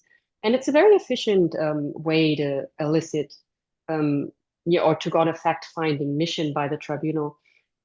Hot tubbing is actually something that is done very, very often, also in non-construction cases, but these rules specifically provide for it. And I would say that Rule 16 is just it's a good practice, on how expert evidence could be managed in the construction process, which is why we've put it on here. And I think that's pretty much the end for me. I think Matthew is now up with the next topic. So unless you have any questions on the experts or on the special powers, I would now hand over to my lovely husband. Okay. So just to finish off, so I say we've been focusing on different specific aspects. And again, these are really big topics that, that we could speak about for days. Just to give you a flavor of, the real world, what I'm going to do here is just take you through what I would call a typical construction arbitration and take you through and just describe a few of the things that actually happen in the arbitration and focusing on those things which are really specific to construction disputes rather than just more general disputes. So, this is just a timeline we often use with clients. We adjust this, but this just gives you the kind of the idea of like how long an arbitration here, which is I think of roughly a 2-year arbitration. Where you basically start by a request for arbitration, starting it, then you get your answer, then you get your arbitrators, you work out what the procedure will be, you exchange written submissions, then you have a hearing, then you have an award. That's basically how an arbitration generally goes. This is just kind of to give you this idea now. This general ebb and flow of arbitration is similar with construction, but there are different things. So this is what I'll just take you through quickly. So I'll take you through basically what I call 5 plus 0. So 0 being just a few things about what happens before a typical arbitration. And then you basically have 5 steps, which is parties' written submissions, document disclosure or discovery, as it's sometimes called, kind of witnesses and experts, and an oral hearing, and then you get the actual award, which is obviously the arbitrator's decision. So this is why I'll just take you quickly through these now. When it comes to the first thing, which is basically choosing seats, parties, and arbitrators, I just want to focus on a few things which is specific to construction. We can't teach you everything about arbitration, and many of you have done different arbitration courses before. In an international arbitration, or in any arbitration really, there is this idea of the arbitration having a seat, so maybe you have the arbitration in London or in Kathmandu. You can have it anywhere in the world. Just as a matter of interest, one of the major arbitral information bodies, Jus Mundi, tried to study, where there tend to be more of these, and really most construction arbitration at an international level, I'd say really big projects, do tend to find their way to Paris and London as the two principal places, probably followed by New York. And I don't think that's that's a question of history. And maybe a question of also where a lot of the banks are in the case of London and New York. So especially for multilateral banks. Now, actually, I might skip over this and go straight to the next one. Now, one of the challenges, and we already had one speaker who was a civil engineer. So there's 2 things when it comes to arbitrators, which is how many you have and how you choose them, or who you choose. Now, with construction disputes, you have, usually the choice of 1 or 3 arbitrators at the construction drafting stage. Obviously, having 1 arbitrator is cheaper and faster. Having 3 arbitrators, you get better quality. Now, what I would say is here with the construction process, there's one thing which is a little bit different, which is that you can very much choose between a variety of different types of arbitrators. And most arbitrators are lawyers generally, but in the construction field, I think it's more frequent to have civil engineers or people with an engineering background, could be some other type of engineering, as arbitrators. And that's the reason I mention that in this context, is that if you have 3 arbitrators, let's say it's a highly technical dispute about defects and who's responsible, you can choose a real expert as your arbitrator, not as the expert who gives testimony, but somebody who's an arbitrator. And that's quite different. In most fields of, say, commercial arbitration, that's very, very uncommon to appoint somebody other than a lawyer or perhaps an ex-judge or something. So I think that's the kind of one of the key differences in the choice of arbitrator in the construction space. Now I'll just take you through the steps, but we do want to leave time. There seem to be questions, and in my experience in Bhutan, you always get some very good questions, so I don't want to make sure we leave time. Now, like in most proceedings that you'll be familiar with before the Bhutanese courts, or in domestic arbitration, or in anything, most of the action happens in writing. So before you actually get to any kind of oral hearing, most parties have to set out their positions in writing. Now, in construction disputes, particularly for larger projects, this can be very complex because, especially on a big project with big disputes, it's often not one story, it's often multiple stories. So let's say, for example, it was kind of a road project that was delayed. So it's a typical thing. We've worked on many of these. Often, you tend to build a road, kind of in sequence because you need the equipment that you kind of run, along the road project, usually building along the side of some existing road or something like that. Now, if a project goes very badly, typically you have lots of stories. So, for example, there may be part of the road where the government didn't get the land from, say, local landowners, the typical problem. If there's some farm or there's something there and the government doesn't get the land, maybe that stops the road from being built. That's one claim. But then you go further down the road and something else goes wrong. Let's say, for example, there's a strike, people stop working, or there's bad weather. That's a different story, which is completely different to the first story. So in construction cases, you often have, say, 30 claims. In fact, actually, I'm working on something today, literally, before I joined this, where I'm dealing with a document that deals with 30 different claims, and they're just completely different. Some are bad weather, some are about geopolitics. It's a project in the Middle East. So often you end up with very long written documents. Often, to deal with the complexity and the volume of information, instead of dealing with just as like a long document where it's like a book, you often have a schedule where you kind of have a schedule that sets out in a big table. It says, look, this is the nature of the claim. This is the contractual clause that it's under. This is where you can find witness testimony. This is a summary of the claim. So there's different ways you have to organize information in written pleadings, which can be a bit different. Now, second thing is about disclosure. And this is the thing, as common lawyers, the lawyers on the call here, if they're from Bhutan, will be familiar with this. This is the idea that you can actually ask the other side to provide you with documents. Now, the thing that's unusual about construction arbitration, so there's two things here, actually, I should say. The first is obviously that when parties, want to rely on documents to prove their case, they typically just provide them, with their pleadings. That's quite normal. What's interesting is when you want documents from the other side, and now that's normally allowed, that you can ask the arbitrator to order the other side to provide you with documents that will help you build your case or make your case. Now, the issue here is that there's just so many documents.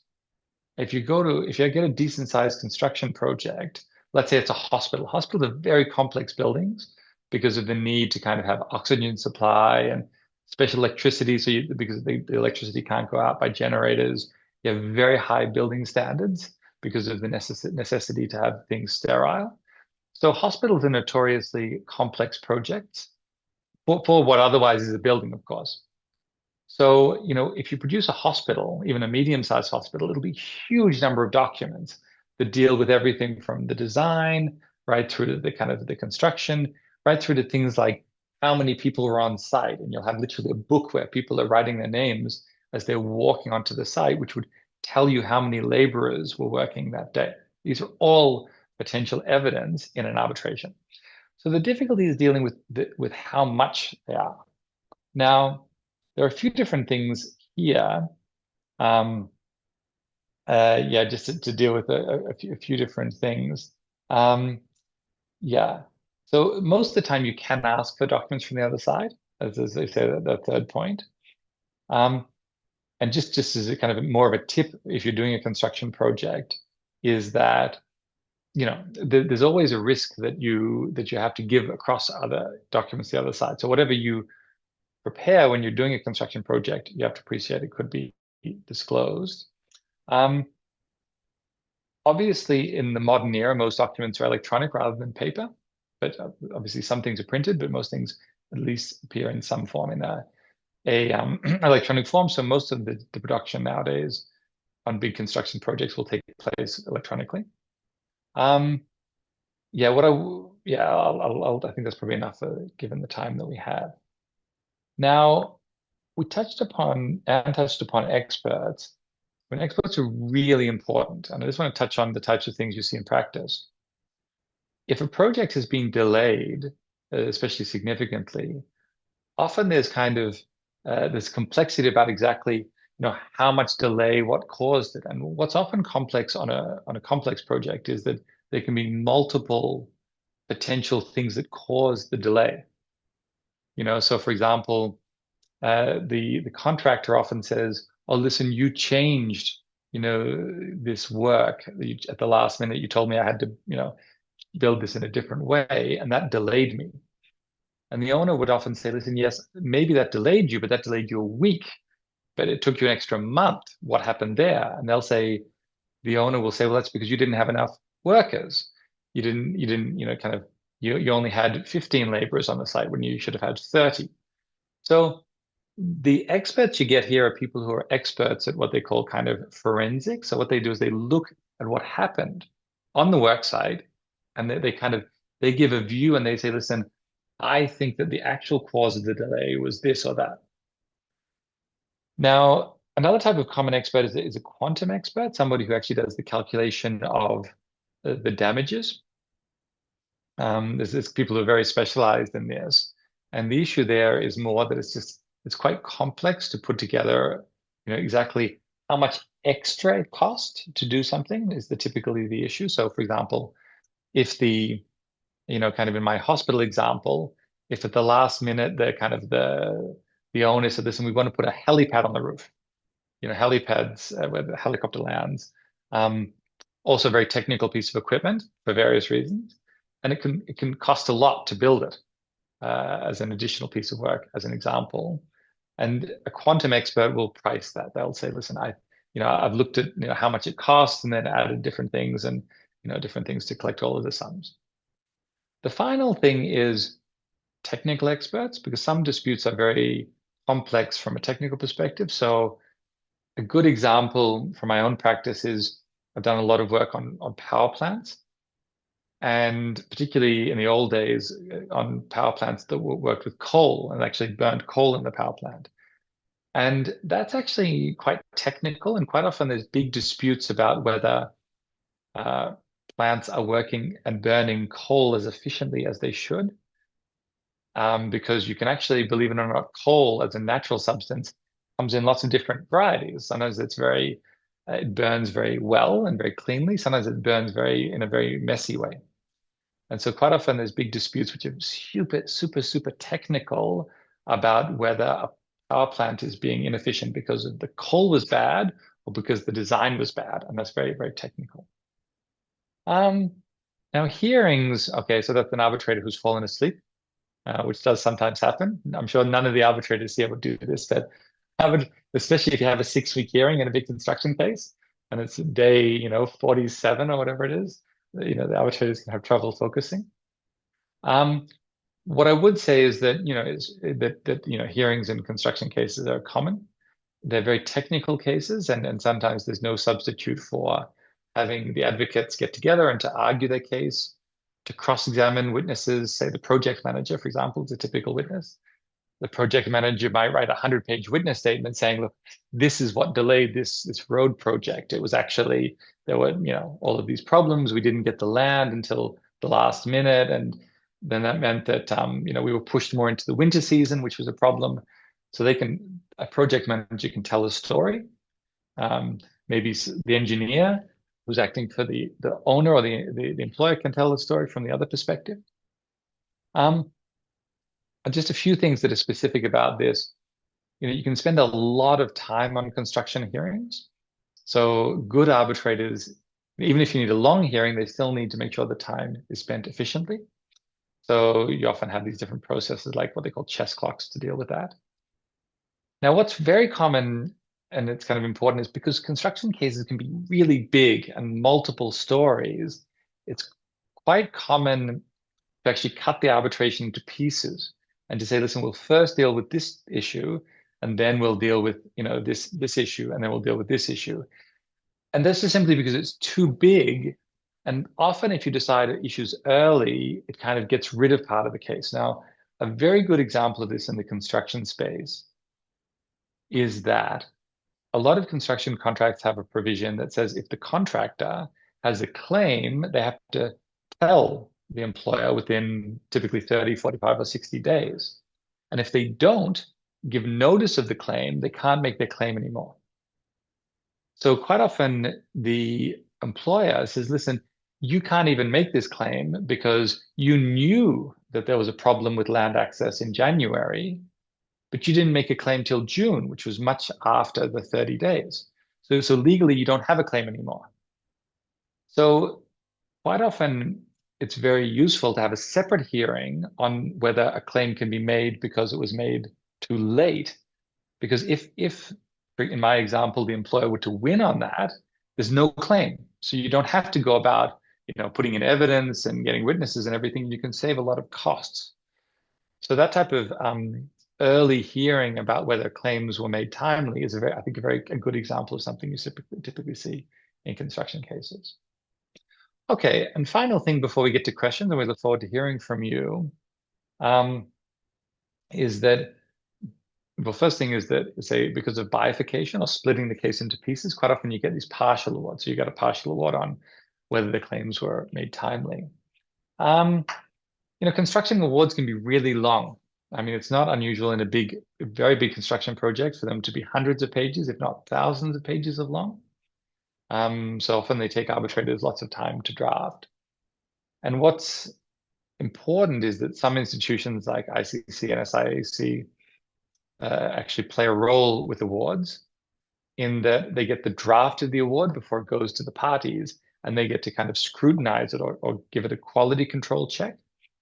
I think the general rule is the more complex the case, the more valuable that process is. And construction claims are often multiple claims, lots of numbers, lots of evidence. So having a serious quality control review by an institution like ICC or SIAC, I think can be extremely helpful, because as I say, even the best arbitrators can make mistakes given enough complexity. So I appreciate, thanks for your attention. As I say, as you can see, Anne and I are both interested and passionate about this. But we did want to leave enough time. We left about maybe 20 minutes for your questions. I'll stop sharing now. Yeah, there's one question on awards, perhaps that you can, that seems to click right into with what you were saying. It says partial award or interim. I'm not sure what exactly that referred to, that question, but it may well be, something that you could address because you just talked about awards. So, Lalit, perhaps you could just tell us what you mean with partial award or interim. Oh, yeah. Hi, I'm Lalit. I'm also an arbitrator. Joined ADRs in 2015. So I'm a little bit confused on the award, partial award. So can you just clarify on that? Okay, yeah, sure, no problem. I think, the first thing is that there's different decisions arbitrators take, and they're not all awards. So, for example, you can have something which decides on, interim measures, something that's not an award. Now, the problem is that sometimes awards are given different names, like they say this is an interim award or a partial award or something like this. And I think there's a word confusion. And I think there's a word confusion because awards have to be final. What I mean by that is that the arbitrators can't change them. So like partial to me is the better word when you say, listen, we're going to decide part of the dispute. So it partially decides the dispute. Sometimes people call them interim, and they use that because they mean we're doing it before the end of the case. So it's like at an interim stage in the dispute, but it doesn't mean interim like we can change it again. Now, the problem is that there's also interim measures, which are kind of things like, some type of injunction or something. And so I think that sometimes interim awards and interim measures get confused because it's the same word, interim. But if an interim award is still final, it's just given like halfway through the procedure. Yes, That's thank my you. understanding. Thank you. Yeah. Okay, so next one, Sonam asked a question on experts. Who certifies someone as an expert? Do the experts have to meet certain criteria to be qualified as an expert? And you want to take that one? I'll read the last one and then we can. Yeah, well, there are several routes, I guess. The first one is you have to build genuine expertise in any given subject matter that you want to be an expert in. So you want to probably have a degree in civil or structural engineering, for example, or or if you want to be an accounting expert, you'd have to have an accounting degree, or you would want to have one, I would assume. And then there are institutions that will certify you as an expert. For example, let me think. The Chartered Institute of Engineers, I think, to become a member, you have to prove, certain expertise, and you have to perhaps pass an exam or a test or something. So at the end of the day, you need the reputation. The parties have to know of you, to reach out to you. And then, there are platforms, that will give out accreditations or certifications depending on what field you would like to be an expert in. Yeah. Do you have anything to add to that, Matt? Yeah, I mean, the thing about experts is that there's lots of different types of experts. I mean, so from an arbitration perspective, expert evidence is just evidence. And normally it's the parties who choose the experts they put forward.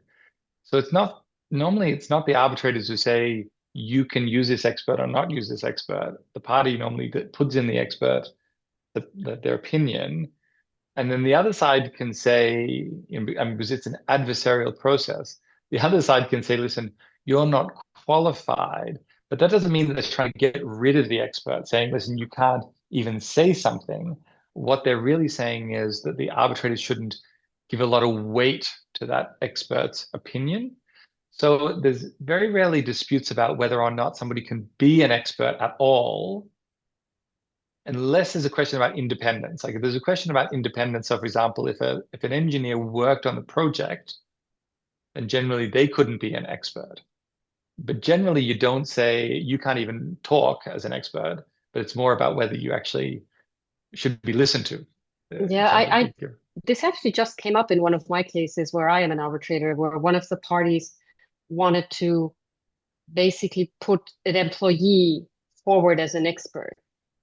And the other side objected and said, how can that guy be an expert? He works at the firm. He's not impartial. He's not independent. And we said, as the tribunal, it's up to them how they want to present their evidence. If they want to present this person as an expert, who are we to say he's not an expert? But of course, we'll take into account the fact that he works at the company and is not independent because he's getting a salary from these people and he was involved in the project, but it wasn't really for us to take away the status as an expert. Yeah. But if you want to make a career out of being an expert and your question was, how can I achieve that? Then it would be, become trained and network so that people know you exist and get accredited by relevant bodies that hand out these accreditations. Okay, next question, Passant. I don't know which one it is. I know a couple of them, but I hope it's one of my friends, but if not, it's good to see you. Okay, so there's two questions here, which is, can the arbitrators raise issues which are not raised by the parties, either in their written submissions or in oral hearings? And then the question, does the tribunal have a legitimate power to award claims above and beyond what is claimed by the parties? The answer to that is yes and no. So the answer to question one is yes. I mean, arbitrators, although arbitration is adversarial, as in it's the claimant against the respondent, the arbitrators can ask questions and they should ask questions. Good arbitrators do ask questions. And this is both at the hearing and then also afterwards or separately in writing. And particularly with construction cases, it's complex. And quite often, for example, the parties, even doing their best to just leave a question unanswered, a question that's necessary for the arbitrators to properly decide. So it's fine to ask questions, is the short answer. By contrast, there's a general rule which arbitrators can't grant more than what is claimed. So if a party asks for, say, $1 million, the arbitrators can't go, oh no, you've got that wrong, you get $2 million. I think the general rule is that you can grant less, but not grant more. And certainly you can't just something separate. Now, the reason for that is actually, that's a very important part of due process, being that the other side has the right to know the case against them. They have the right to answer and to make submissions and argument, give evidence, etc., on the case against them. And it's very unfair if arbitrators come up with something that was never put before them, either by coming up with a new argument, for example, or giving more than what was sought. So that's an element of due process. So there's two questions here. There's one very construction one, and then there's one about institutional scrutiny. And do you want to take the last question about and explain a little bit more scrutiny, because you worked at the ICC, so you know this quite well. And then maybe I'll answer the second last one after that. Is that okay? Yeah, sure. I'll just talk about scrutiny quickly. Not all institutions actually offer it, but a lot of them do. And the arbitrator gets appointed, and it's a personal appointment.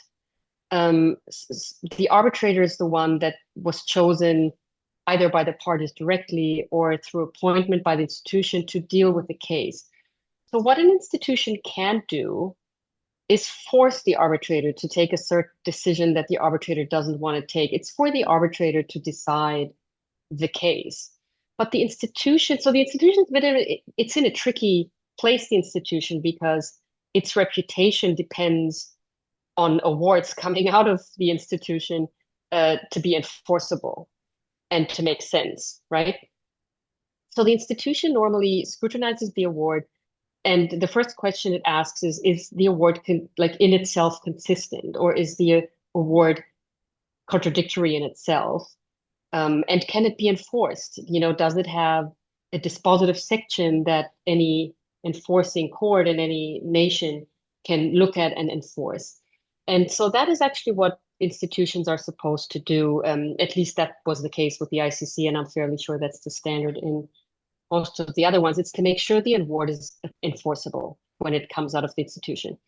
It's not for the institution normally to correct errors of law that it might see in the award. That's the official answer. Now, unofficially, also depending on the rapport that the arbitrator has with the institution, if the counsel at the institution who's scrutinizing the award sees something that the counsel believes to be an error of law, the counsel might reach out to the arbitrator and say, are you sure about that? Couldn't it be this? But this, and some arbitrators would react well to that and would be open to thinking about it again. And I think other arbitrators would get very offended and say, do not interfere with my arbitral mandate. But so the official answer is the institution scrutinizes to make sure the award is enforceable, because that is the main thing. And it's very embarrassing for an institution that has a scrutiny process, for an award to be unenforceable once it leaves, once it's out there in the world. So that is the main concern of institutions. Okay, so there are two questions here about kind of arbitral practice or contracting practice in Bhutan. The first one is Kunzang, and she says the arbitration here does not work in the style you mentioned, where the arbitrators get all the information beforehand through documents, and then hearings are confined to a limited amount of time. But the problem in Bhutan is that parties often appear without lawyers, so there are many more hearings, and the whole arbitration is not as efficient as it should be. What would you recommend in this situation? Now, I haven't done any arbitration in Bhutan, but I have a lot in parts of South Asia, in terms of, especially in India, but also in Bangladesh and Pakistan, including as arbitrator in cases which are actually otherwise quite domestic. So what you say here does remind me a little bit more of, say, for example, arbitral practice in India, where you tend to have lots of hearings, a little bit disorganized. Now, that can work. I mean, to be fair, I mean, I think that the lawyers or non-lawyers, if they're not involved, you can get things done in that way. The thing about arbitration is that it is inherently flexible. Unlike national courts, the arbitration allows you to do things however you want. So if the parties want to do it this way, and they want to have lots of hearings, one day here, and then one day in 3 weeks, and one day in 3 months, then they should be allowed to do that. Now, I think what is the solution to this is two things. I think at the big picture level, the macro level, I think it's kind of training. And I think that this is an important part, and I think that Tenzin and his team and others, do a wonderful job of training people. So I think that as people get trained, I think that they're, that like kind of the efficiency will naturally increase. On a micro level, I think that when people are appointed as arbitrator, there is a role in helping to educate the parties. I think that especially when you have parties not represented by lawyers, I think the arbitrators have to work very, very hard to explain things in basic terms and to kind of say, listen, I know you say we do it this way, but couldn't we do it this way? So I think that arbitrators, especially when there's an imbalance between, I mean, often, for example, when Anne and I are arbitrators, we get super good lawyers. We don't need to teach them anything. They just have a fight. But when we have a counsel between us who are not that experienced, we do take that role seriously, and we do try to help improve the process through a little bit of mini education as the arbitration unfolds. Okay. Now there's another question. Oh, sorry, which is actually about the same. Yeah, sorry, it's also Kunzang. Maybe I'll take this one if it's okay. So the issue is about the endemic problem of people tendering low. That doesn't just happen in Bhutan.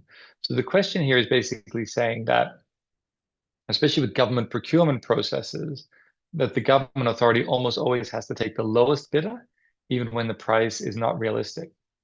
That is a problem around the world. I've literally seen that in Africa. I've seen that in the Middle East. I've seen that in Europe. It's everywhere. And it's because of the nature of government procurement, because obviously the government is spending the people's money. Obviously, in that case, obviously probably the kings too, technically in Bhutan. And it is a problem. It's not an arbitration problem, to be fair, but you end up in arbitration often because you see the same pattern of behavior, which is the contractor bids low to get the work, then they get into the project and they need to make claims to kind of get enough money so they make a profit. So the solution to that is not in arbitration. The solution to that is in contracting practices, and really making it very clear that the contract is a lump sum contract, meaning that you cannot just ask for more money. And over the long term, if you have very good contractual conditions, it means that people don't do that because they know that it's kind of crazy to do that if the contract is very clear in saying you can't get more money just because you're going to lose money.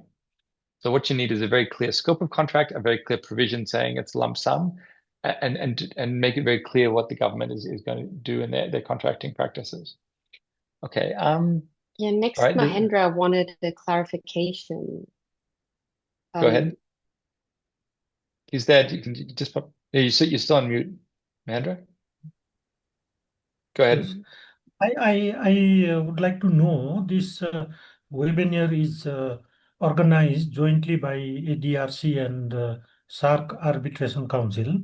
Mm-hmm. So what is the objective? The long-term objective is to make one system within the SARC countries, have similar kind of rule, or is there anything related like that? That's a very good question, but I don't think it's a question for us. So, somebody want to jump in on that one? I mean, so I think this question is directed to us. Can you hear me? Yeah, please go ahead. Okay. I'm interested in hearing about this too, so go ahead. Okay. I think I have mentioned in my welcome remarks saying that we have so many mandates given to us by the agreement for the establishment of SARC Arbitration Council. And one of the mandates given to us is to promote arbitral institutions in the member states. So this is the reason why we are conducting programs in various member states year after year. And I mean, the main objective is to promote arbitrators and arbitral institutions in the member states. The main objective is not to uniformize the system or arbitral laws and practices in the member state. But I guess as a offshoot or incidental, as a offshoot of these activities, it might lead to that in the long term. But this is not the real objective of organizing our program activities and this webinar. Thank you, sir. Thank you. Right. Next is Sonam with. Next, can I, because it has got a connection, that's why I have asked, Of course. Requested this clarification. Sure, please go on. Now, I would like to ask two of you, the experts, that in Bhutan, we use, you have rightly mentioned, largely we use FIDIC document. Not say FIDIC, exactly it is MDB document, Multilateral Development Bank document, which is purely based on FIDIC, right? And quite often, we hear that there are other types of contract also to follow, which are coming out better and becoming more popular in Europe, like new engineering contract, right? So if I tell the difference, because I have no idea on that contract because we have never used, right?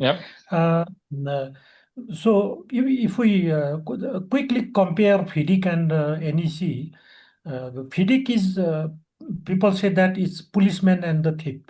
So owner is the policeman and the contractor is a thief. Let him make a mistake, we will catch you, we'll punish you. So that is with idea the FIDIC has designed the document. And new engineering contract says collaborative approach. No, we are friends. We have to work together, do collaboratively so that less dispute, better quality. So what is your experience with other countries and which document do you recommend us to follow in future? Okay, I think that's a good question. And obviously through time, construction contracts have changed. If you go back, 100 years, they were more of a collaboration expectation. But then as time, I think as the construction industry got more international, what you ended up with was, it wasn't just players in the same market who kind of knew each other well, but like foreign contractors.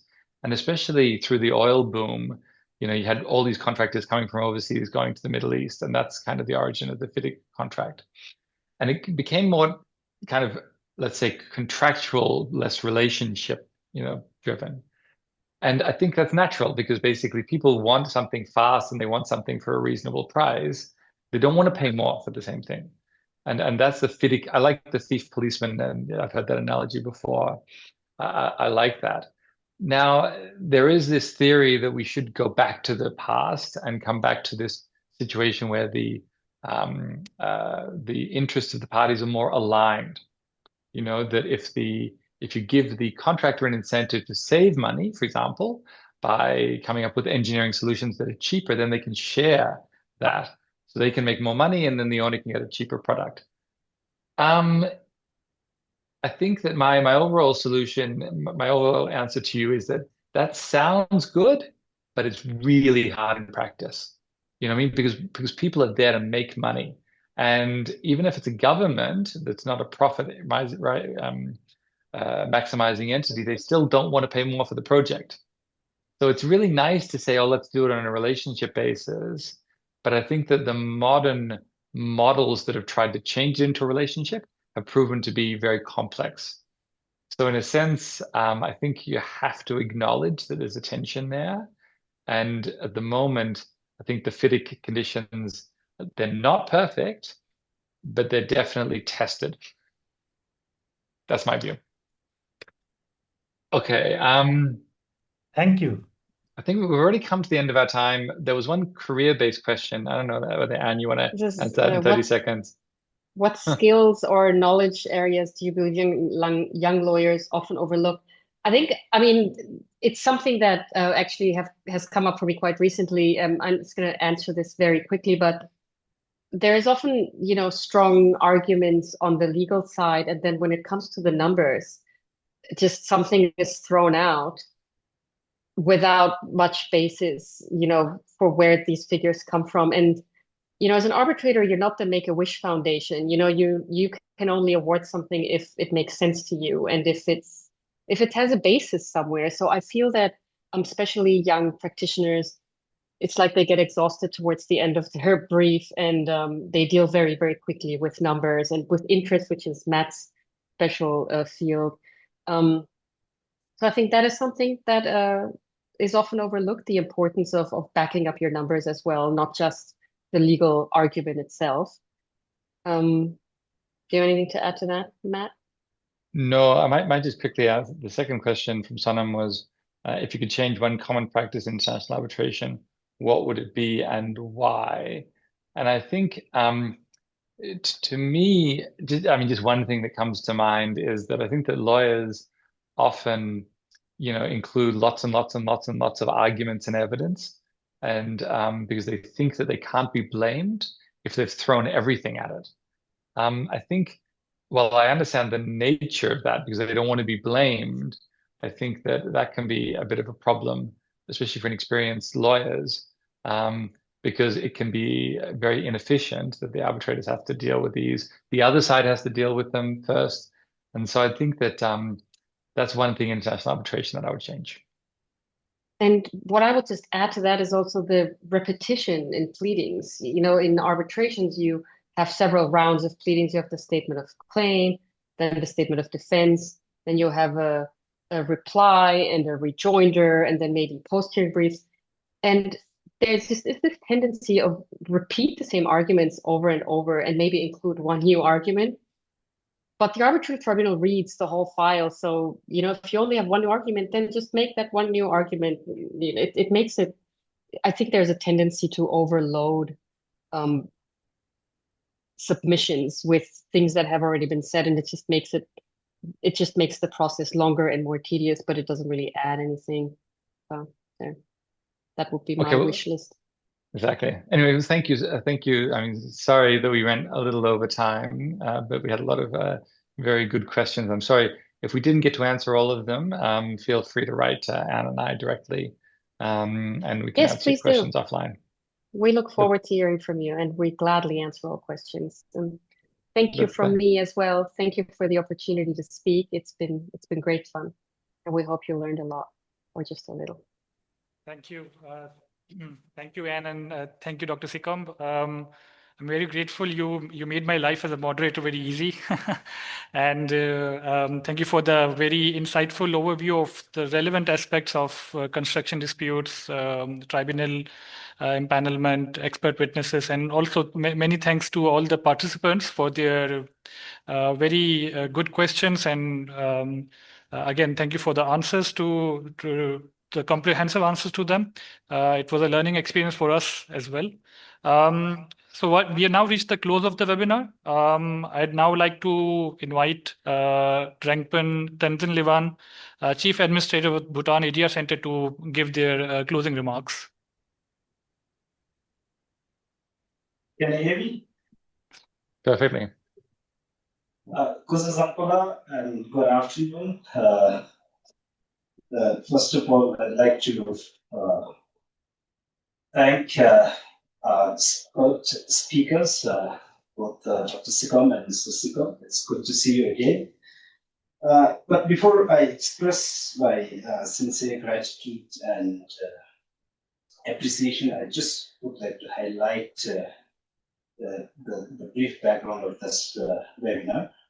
Initially, when we had a discussion with SARC Arbitration Council, they had proposed maybe a general arbitration webinar or some 1 hour lecture on arbitration. But I said maybe I think it's proper on our part to have a specific lecture on specific issues. So that's why we have decided to do it on construction arbitration. Why construction arbitration? As you know, construction arbitration in Bhutan predates the Arbitration Act itself. So I would say, construction arbitration is the oldest arbitration in Bhutan, but I see there are a lot of room for improvement. So therefore, my immediate objective of this webinar is to see whether our current practices aligns with some of the best practices internationally.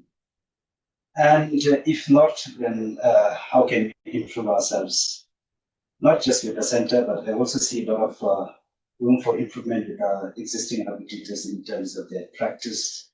So, rather than just focusing on what we have been doing for the last decade or so. So this is the immediate objective. And long-term objective would be at least to try to align our practices with the international best practices. So that's why we are very fortunate to have Dr. Sikon and Sikon was practicing international construction arbitration to talk to us on the complexities of the construction arbitration. So as you can see from today's 2-hour webinar, this is just a teaser, but we are hoping that maybe maybe towards the end of this year or maybe early beginning, depending on how we can work on our convenient time, we are hoping that we'll be able to hold this in-person training sometime at the end of this year or early next year. So this is also one of the objectives why we want to have this as a sort of teaser for our upcoming training. So for this, we are very fortunate to have 2 experts. I know we can get experts in any webinar, but I think it will be very difficult to have a couple doing webinar who is practicing international arbitration and especially focusing on construction arbitration. So thank you so much for generously sharing your knowledge and expertise with you again. And we highly appreciate your time and energy and effort to help a small center like ours. As always, we really appreciate. And secondly, we are also fortunate to collaborate again with the SARC Arbitration Council. Our first collaboration was massive when we did the CRF's training on introduction to international arbitration there. Mr. Sipom was also one of the expert speakers. So we are hoping that we will be able to continue this collaboration. And we hope that not this just webinar, but also we'll be able to collaborate on our upcoming in-person training and specifically the continuation of this webinar. And finally, sincere thanks to all the participants. Over the period of last 2 hours, I don't think we have lost any participants, which means they are actively listening and engaging with the conversations. And I know you have a lot of questions and issues to discuss with our expert speakers, but this is just sort of teaser. So maybe we can for now park our questions for our in-person training that we will work in the near future. So thank you once again to the SARC Arbitration Council team, to the expert speakers and all the participants who join us online today for taking time out from their busy schedule. Thank you so much, and have a good evening, everyone. Thank you, sir. Thank you very much for the kind words. And again, it's a pleasure for us to work with you and with Anne and Dr. Seacom again. So, ladies and gentlemen, we'll now be concluding the webinar. Thank you for joining, and until next time. Thank you. Thank you. Bye. Bye.